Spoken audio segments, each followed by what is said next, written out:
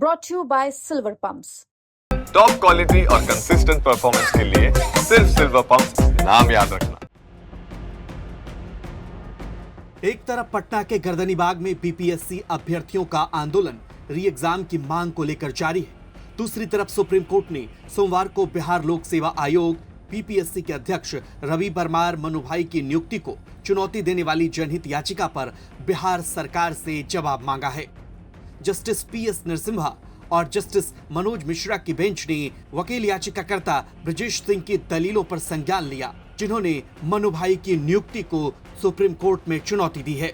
हालांकि पीआईएल दाखिल करने से बचने की सलाह अदालत ने ब्रजेश सिंह को दी है। अदालत ने टिप्पणी की कि बीपीएससी से उनका कोई संबंध नहीं है। सुप्रीम कोर्ट ने इस दौरान टिप्पणी में कहा कि एक वकील के तौर पर आपको ऐसे पीआईएल दाखिल करने से बचना चाहिए। हालांकि अब राज्य सरकार को सुप्रीम कोर्ट ने नोटिस जारी किया है। अब आपको ये भी समझाते हैं कि परमार रवि मनुभाई की छवि पर सवाल उठाए गए थे और आखिर इस याचिका में क्या कहा गया है। याचिका में कहा गया है कि 15 मार्च 2024 को की गई नियुक्ति संवैधानिक प्रावधानों का उल्लंघन है, क्योंकि सार्वजनिक सेवा आयोग के अध्यक्ष या सदस्य के रूप में साफ सुथरी छवि वाले व्यक्ति को ही नियुक्त किया जाना चाहिए।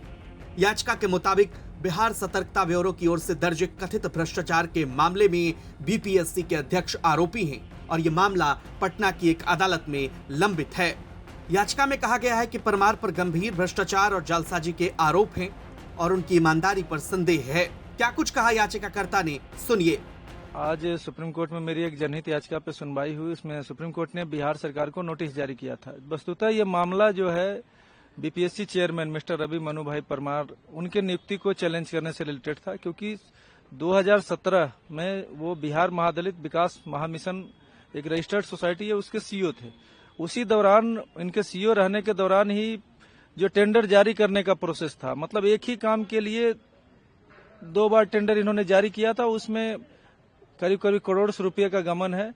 हालांकि ये घोटाला बड़ा था, लेकिन क्योंकि एक जिले के संदर्भ में ही वो सामने आया था, तो ये उसके बाद भी 15 मार्च 2024 को इनको बीपीएससी का चेयरमैन नियुक्त किया गया, जबकि सुप्रीम कोर्ट माननीय सर्वोच्च न्यायालय का जजमेंट है, सलील सबलोक, अशोक यादव, कई सारे जजमेंट है। उसमें सुप्रीम कोर्ट ने बार बार इस बात को दोहराया है कि जो स्टेट पब्लिक सर्विस कमीशन है, जो उसके चेयरमैन होते हैं, वो कॉन्स्टिट्यूशनल ट्रस्टी होते हैं, तो कम से कम उनके ऊपर भ्रष्टाचार के मामले तो नहीं हो सकते।